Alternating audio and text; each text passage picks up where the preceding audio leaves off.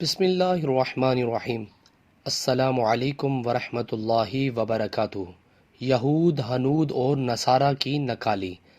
حضرت ابو سعید رضی اللہ تعالی عنہ سے روایت ہے کہ رسول اللہ صلی اللہ علیہ وسلم نے ارشاد فرمایا، تم ضرور اگلی امتوں کی اعداد و اطوار کی بالشت تر بالشت اور ہاتھ در ہاتھ پیروی کرو گے، حتیٰ کہ اگر وہ گوہ چھپکلی کی نسل کا ایک جانور کے سوراخ میں داخل ہوں گے تو تم بھی اس میں داخل ہوگے۔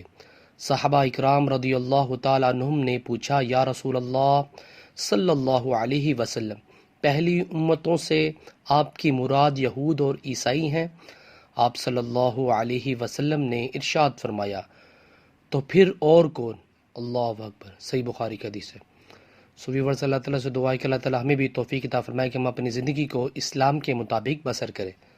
ویڈیو کو شیئر کریں۔ جزاک اللہ۔ السلام علیکم ورحمۃ اللہ وبرکاتہ۔